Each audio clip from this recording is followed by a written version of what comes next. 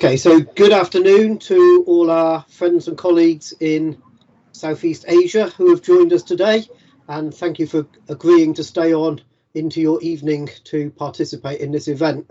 And equally to our colleagues and friends in the UK, thank you for getting up early to join us and make this event work despite the global time difference. Yesterday's part of this event was very much about the Global Challenges Translation Award Microplastics project, about how it was set up, what the groups in Malaysia have been doing under that project, and how the project's been interacting with stakeholders and so forth. And today's part of the programme is very much focused on the region and the future, and about how various different microplastic analysis initiatives that are going on in various ways in different parts of the world, how they can all maybe link together better, and how we can use the skills and experiences gained from those different projects to maybe tie things together and achieve a more focused, more uniform analytical approach to microplastics research in the future. So we've invited a host of people from various different plastic research groups around the Asian region, and also some people who have been working on microplastic analysis projects in other regions of the world. And hopefully these presentations will help people to understand what's going on in various different locations, and to build connections and relationships that can help us going forward to bring some of this knowledge and skill together to make microplastics monitoring more effective. So I hope that it will be interesting to you all, and as a result of this, we can begin more discussions to work out how we're going to work together. And as you'll see, as the talks unwind today, some of those initiatives are already coming together, and hopefully that will be the beginning of something bigger and more effective in our work on microplastic analysis. So with that, I'd like to introduce our first speaker. Has Suhaimi arrived yet? Yes, he has. He's here. He's here. Yeah. So yeah. Great. Hope you've I got have your a meeting breath actually. back. Yeah. So welcome. The first speaker on today's programme is Suhaimi Suratman from INOS at UMT, and I'm sure he'll introduce himself and his institute. So welcome, Suhaimi, and please start your talk. Do you want to share your screen, Suhaimi, for your slides? Okay. You've got about 15 minutes, please. Thank you.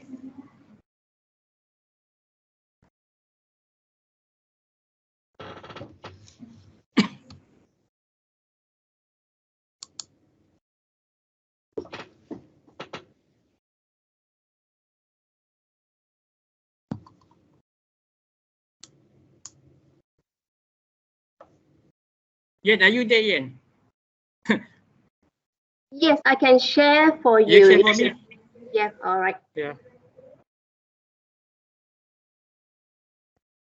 Can you see it now? Yeah, I can. Thanks. Right. Okay. By the way, thank you, Andrew, for introducing me just now. Okay. Can you hear me? Hello. Can yes, you hear we me? can. Yes, okay. we can. Basically, I'm not in UMT now. I have a meeting outside for the UMT in Pollutant Terengganu. That's why I go out for a while for this presentation. I have to go back after this inside the meeting room. Okay. Okay. So I'm from the Institute of Geography in North at GMT, and basically what we did for the research is based more to marine research for the for Malaysia. Okay, so I was giving a task to something like to see how the microplastic project can fit into the planning, and one of the planning in Terengganu is we are doing coming to marine spatial planning. Next, Ian. Okay, just give you a brief idea about the in terms of the marine and coastal area, which are very in terms of the very complex diversity and in very dynamic, and most of the various demand in terms of in this particular marine and coastal area. Okay, now we have this in terms of development. Okay, for example, recreational, then we have something like the coastal industry, settlement, everything there. Then we have this the transportation, shipping. Now also we have the waste disposal, and everything is a main activity. Okay, in marine system. Okay, next. Okay, this is what happened. This is what happened when you have a lot in terms of the activity in the coastal and marine based system. So what happen if you don't have a very good in terms of how to control this thing? Is why just a brief idea about the picture. For example, the oil spill, okay, in the coastal, and we have this oil spill in the mangrove, and sometimes we're going to have a eutrophication process. Okay, next one. This is something like what we supposed to do in terms of doing the good coastal marine and coastal management. That as you can see there, it must be a balance between the environment and in terms of the economy and also the social. Okay, next.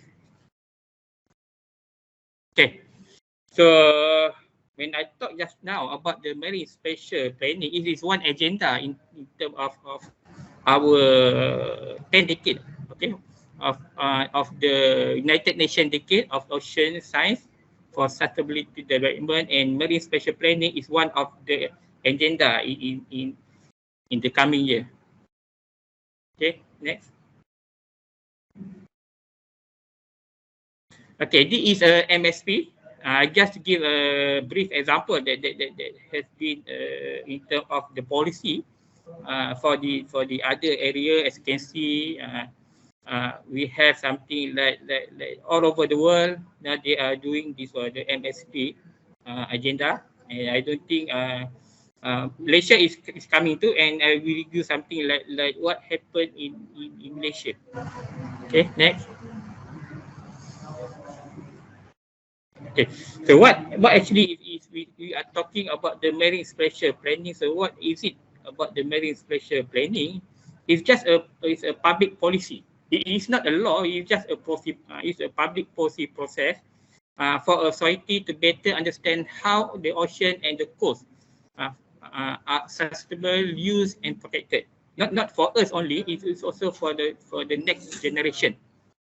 Okay. Then okay, next. This is okay. Just I give you an idea. For the whole world, for first MSP in Malaysia, we have the one MSP at Sempurna, Sabah. Okay, is something like it's a joint organized by the WWF and Sabah Sempurna District Office and local council over there. Okay, next. Okay, now we are talking about Terengganu. Okay, MSP in Peninsular Malaysia, until now we don't have something like MSP area in Terengganu, and actually this is a pilot project for the Peninsular Malaysia. This is the first one for Peninsular Malaysia, and it's the collaborators is between UMT. and from the Xiamen University, China, in UA, because I'm going to tell you why UA is involved for this one. And we got sponsored, my colleague got something like a budget from the China Oceanic Development Foundation. Okay, next. Okay, as I said, the topic for mine is supposed to be in Terengganu, but as you can see in Terengganu, coastal area that face for the South China Sea, we have a very long in terms of the coastal line. It can get until 240 kilometers. Then we don't want to, because this is a pilot test first for the MSP. Then we are focusing more to Kuala Nerus and Kuala Terengganu as this area that a lot in terms of a lot of activity. Okay, next. Okay, and why Terengganu? Okay, why not the other area in Terengganu? Because it's three factors in terms of geography, in terms of social economy, in terms of the politics and governance. Okay. For example, for the geography, this Kuala Terengganu and Kuala Nerus is a coastal urban area. Okay, we have the sea, we have the marine park. Okay, for the land, we also have the forest reserve. Okay, we have a wetland here. Okay, in terms of the socio-economic, that's why I said just now, we have this something like is keeping developed in terms of the what? In terms of the progress and the culture, in terms of the heritage. Also there, and Kuala Terengganu is the capital city of Terengganu. And one more thing that when we try to approach for what? For this one, we cannot do alone for this one. That's why we have to gain something like a help from the city council. And since Kuala Nerus and Kuala Terengganu, we have the same city council, is better we focus. Focus with that. Next. Okay. Just from outside from Terengganu. Okay. From the overseas also. I have a lot in terms of giving photo here. Okay, this is Kuala Terengganu, Kuala Nerus. Okay, it's in Terengganu, it's the most populated district. Okay, we have the commercial and political center in Kuala Terengganu. It's a tourism destination. Okay, we also have the marine park and the wetland in Kuala Terengganu and Kuala Nerus. Okay, next. Okay, this is our wetland, a very famous wetland, the wetland. So this is we have. In terms of ecosystem, we have 11 interconnected ecosystem in our wetland. Okay, and we have also some endangered species, something that we have to preserve. Okay, then we have a lot in terms of this. As you can see, there's a lot in terms of the activity inside the wetland. For example, we have this something like aquaculture within the wetland. Okay, next. Okay, the Eastern Terengganu Marine Park. Okay, okay, next. Okay, this Pulau Bidong, our heritage, and we are going to something like to have the UNESCO for this one. It's a potential island, and it's very and something like it's very we're going to have preserve for this one. Okay, next. There's a lot of islands to be preserved. Okay, we have this Kuala Nerus, we have Tengkorak, Geluk, Kara, and at Besut we have this Ru Island. Okay, next. Okay, I think next. Yeah. Yeah, next. Okay, as I said just now, we have this forest reserve in Kuala Terengganu and Kuala Nerus. Something that we also have to preserve. Okay, next. Okay, I give something like what we have in Kuala Nerus and Kuala Terengganu, and that is what happened in terms of the issue and challenge for our in terms of how to preserve the ecosystem. Okay, next.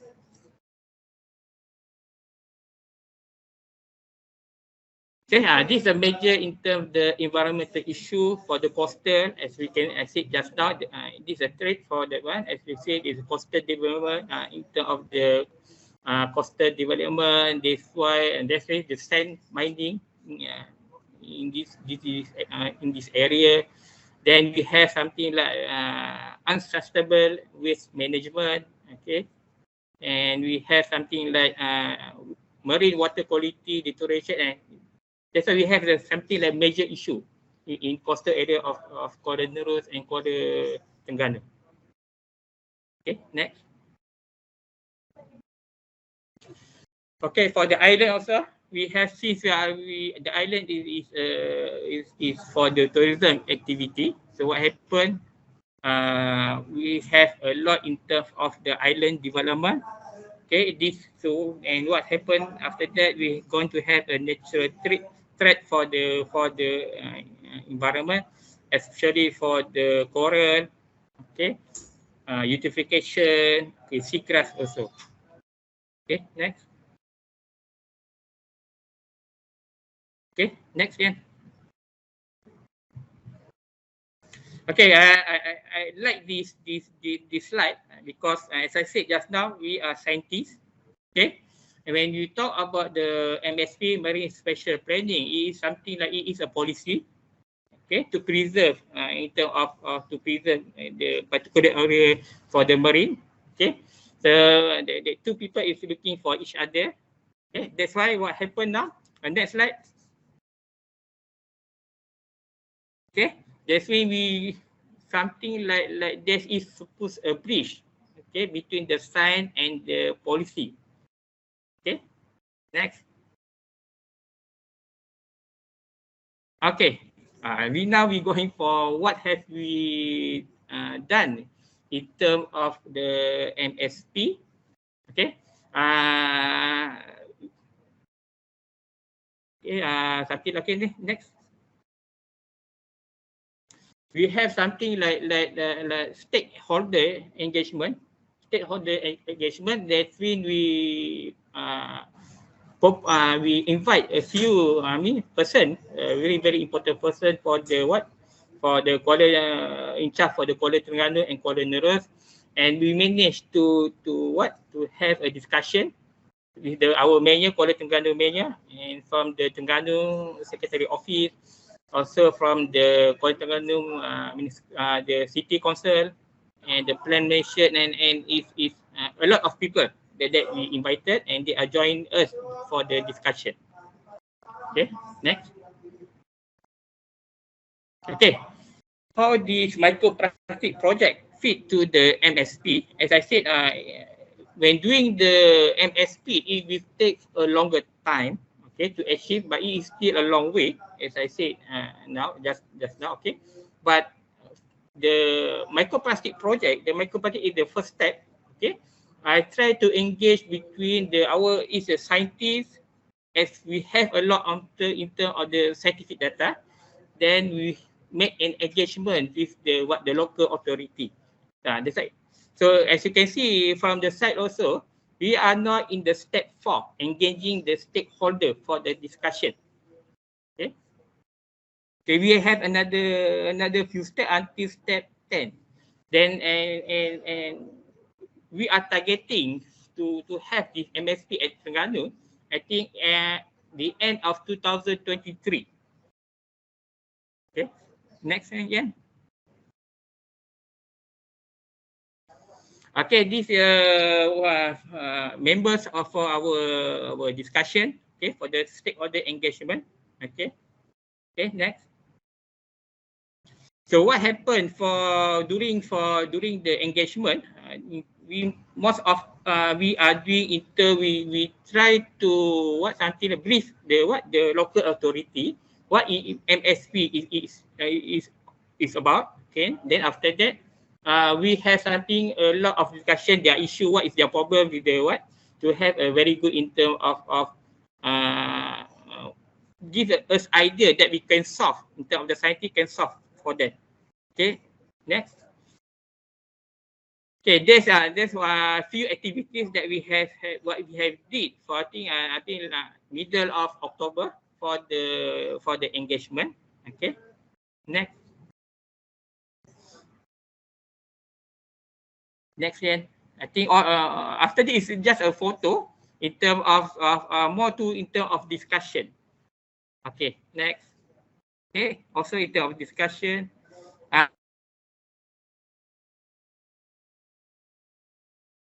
Please. Okay. Never mind. Okay. What happened? This is the 4 things that the main discussion is during our engagement in terms of the technology, infrastructure, and there's the enforcement, and also attitude of the people of Kuala Narus and Kuala Terengganu, and we come up with this conclusion. Okay, yeah. I think the last slide, if I'm not mistaken. Okay, this moving forward. This is what we have concluded. That means we supposed to have most of we have the scientist data collection. That means we're going to share with them. Okay, and we have in terms of education. That means okay for the awareness campaign and for the in terms of for the governance. Okay, they're supposed to do something like it's still in progress. It's still in progress in terms of the enforcement and amendments few law. For the local authority. Okay, I think this is the last slide, isn't it? Okay, next. Okay, sekian, terima kasih. Thank you. Okay, as I said just now, it is for the microplastic project. It is the first step that we are going forward for the MSP. Okay, thank you, everybody. Thank you, Suhaimi. There is a question in the chat for you. I don't know if you've seen that yet, from Pauline at WWF. So it says, from the perspective of UMT, which agencies or departments should be leading the MSP in Terengganu? And what have been the main challenges in establishing the authority to do it? This is our first step in terms of convincing the local authority for the try to apply for the MSP, the policy, and for my view, okay, actually it is depend to that's why it is depend to the venue of the Kuala Terengganu, because they have something like under him there are a lot in terms of the agency that can in terms of the control, in terms of the policy. That's why we as a scientist. Okay, we as a scientist, we supposed to something like support them in terms of giving them which particular area that we supposed to preserve. Okay, but we supposed to have data to support our idea. So the main challenge, okay, for the main challenge, for the authority, it seems like they are buying our idea. Now they are buying our idea after we have this first engagement with them. Now they are buying our idea for the MSP to be applied in Kuala Narus and Kuala Terengganu, and then now we are in terms of doing the MOU with the local authority. But still we still have a long way. Okay, we still have a long way to apply for the MSP for Kuala, and we expect at the end another 2 years at the end of 2023 if everything goes smooth. Okay, thank you. Is there any other quick questions before we move on to the next one? Okay, thank you, Suhaimi. Okay, thanks. Thank you, everybody. Yeah, good luck with the MU. Okay. Yeah, thank you very much indeed. Okay. And I think that presentation of the kind of vision of marine spatial planning and all the agencies that need to get involved and connect with one another to make it happen in reality is probably a very good introduction for our next speaker, who is Cheryl Kaur from Maritime Institute of Malaysia, who's going to talk about how can monitoring feed into policy. So welcome, Cheryl, and we look forward to hearing your presentation. Thank you very much indeed, Professor Andrew. Hello, everyone. may I also take this opportunity to say hi to Prof. Suhaimi. It's been a while. Thank you, UEA, for the invitation, and Maurice, especially for getting in touch. I am going to quickly share the presentation here.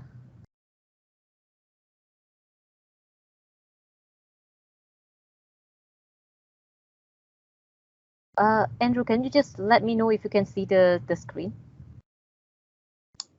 Yes, absolutely fine. Okay, perfect. So it is a pleasure indeed to share with you, but this presentation is going to be more on what we've recently established at the Malaysian level, national level. I will be sharing with you a snapshot in the 15 minutes that I have on this new policy that's coming up, and try to link it a little bit to those pointers that I think might be useful to the exercise that we have throughout these 2 days. So how can monitoring feed into policy perspectives from Malaysia, marine litter policy making in Malaysia? Just very quickly, I see many familiar faces. Hello everyone. But I will just briefly introduce MIMA to those that might not really know us. MIMA is actually a national policy research institution set up by the Malaysian government to look into matters relating to our interests at sea. It is basically the national focal point for research in maritime policy issues. So what we do basically is we contribute towards national maritime policy making for Malaysia by complementing the efforts of the various government agencies. So in a nutshell, we do not undertake the technical bits. For instance, we will still have to depend on the national universities and the related agencies and ministries for data, but we focus purely on the policy side of things. So what we've done in this case is very much in collaboration with the National Focal Point Ministry, which is the Ministry of Environment and Water, or CASA, to come up with now what we have, a National Marine Litter Policy and Action Plan 2021 to 2030. It is very much at the final stages, but I can reveal to you some bits and pieces from what some of the contents that you'll be seeing soon. So I think we've mentioned this quite a bit yesterday, so I will not go too much into this, but I just wanted to highlight very quickly on the reason why Malaysia is, I would say, became very actively involved as one of the active regional one of the active countries at the regional platform under COPSI, to try to undertake some national efforts to look into where are the gaps, where are the challenges, how do we drive forward our national initiatives to address this marine litter issue. I think everyone was pretty alerted when the GEMBEX paper was published in 2015, if I'm not mistaken, where Malaysia was identified to be one of the top 10 pollutant countries in the world, and definitely this was not something that we were happy about. And again, when we looked at what are some of the information that we have at the national level, do we have adequate efforts to address this issue and so on, the discussions began with the government agencies and so on, and we're quite happy that now we have a guiding document to try to address this issue. So pretty much you'll see that one of the pointers that I've highlighted in bold, in red here, is that we acknowledge there's a weak baseline data in Malaysia. There's so much being done. I would not underestimate the efforts by the national universities, but I think to a certain extent what happens is that this data is not directly fed into the national policy making at certain levels. So maybe some of this information is considered, some of this information probably just got lost in the whole chain of information into the policy making. So this is definitely very exciting to see that there is this initiatives where UMT, for instance, is very actively involved. Swinburne University is actively involved, which will I believe is a good news, because what we have included in the policy would then be realized in within the time frame that we have now planned. I would not go too much into the drivers and the causes and those factors, because I believe this has been covered yesterday. And to a certain extent, what we are facing in Malaysia is quite similar to what is happening elsewhere in this region, in the ASEAN region especially. So I will leave it as such. Now, for those that probably did attend the Sea of Solutions COPSI UNEP's program just last month, from 16 to 18 November, I think you really have a better picture as to what were some of the details in the Malaysian National Marine Litter Policy and Action Plan 21-2030. We had a soft launch by the ministry in collaboration with MIMA. This was, I would say the soft launch was done by the minister himself. At the moment, from what I see, is that it has gone through the cabinet and it's going to be released very, very soon. So you'll see here the National Policy and Action Plan is directly developed in response to Malaysia's commitment to address the pressing issue of marine plastic litter faced in Malaysia, but very much in support, in line with what are some of the discussions at the regional level, which includes COPSI, Regional Plan of Action, the ASEAN Action Plan, and so on. So there were an opening. It was quite one of the highlights of SOS 2021.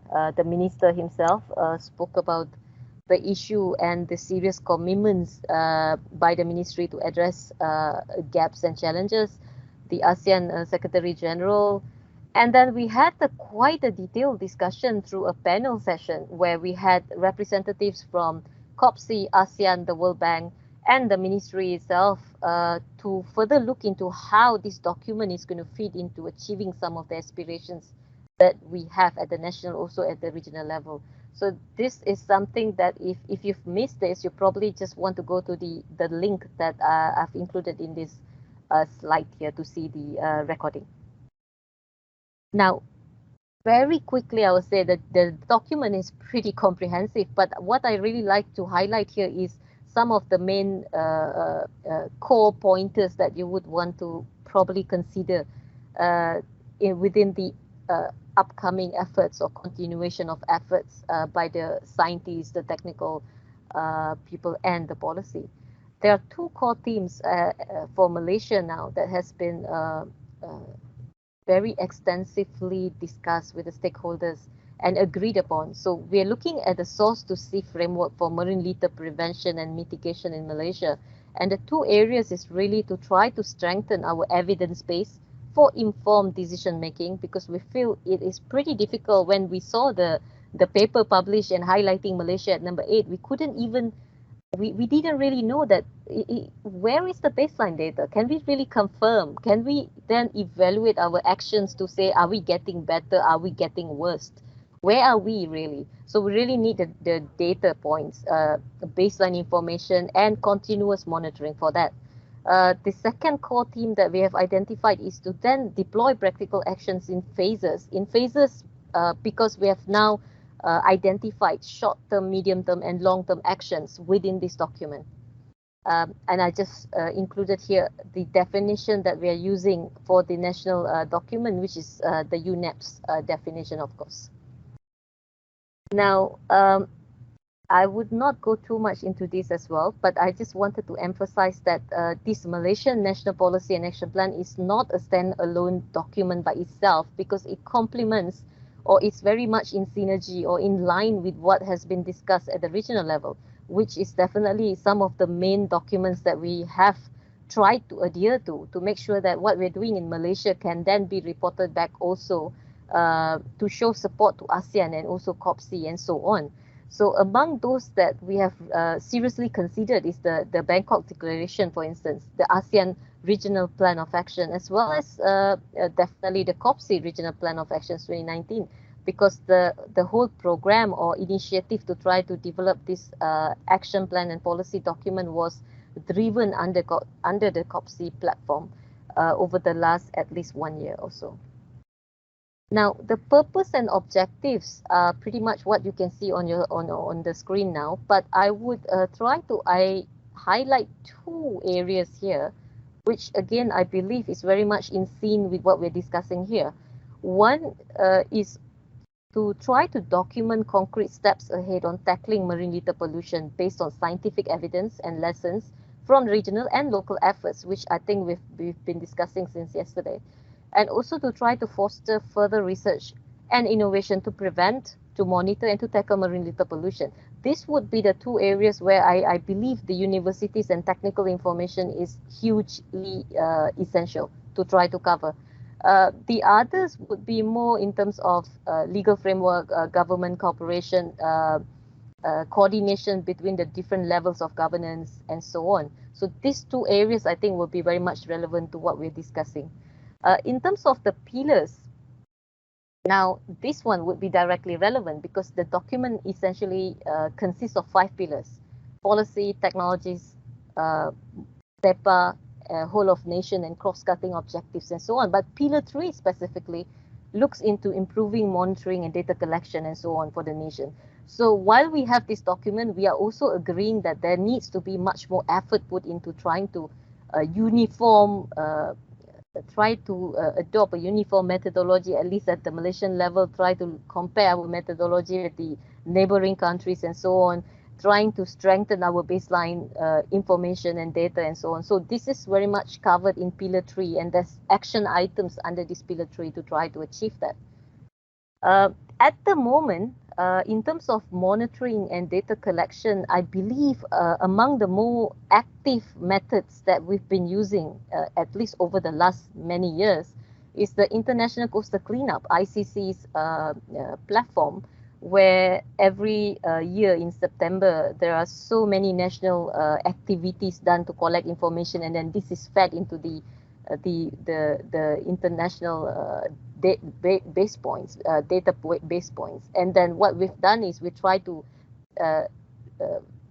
retrieve those information to identify, what are the components in terms of plastic litter and so on. But over the analysis of trying to look into, how much really is the contribution of, marine litter and so on, we've identified that at least 60 to 85% of most of the litter collected in Malaysian coastal areas and so on are plastic items. So that's about 60 to 85%. But we do not want that to just be, where we get our information from. So what we've done further is to develop then the Clean Coast Index, now a national framework adopted to try to strengthen our baseline information. But there are limitations because Clean Coast Index for Malaysia is just consists of the coastal areas.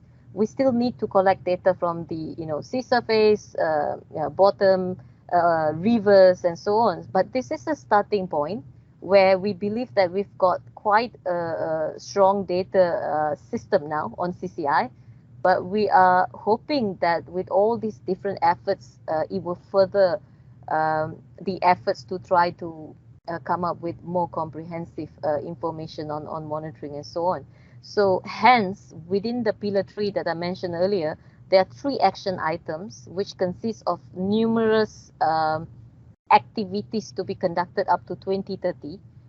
The first one is to compile national baseline on status and impacts. The second one is to strengthen national and local capacities to harmonize monitoring and assessment tools for marine litter data, including the National Action Plan Initiative, because there are different ministries involved, different agencies involved at the larger scale.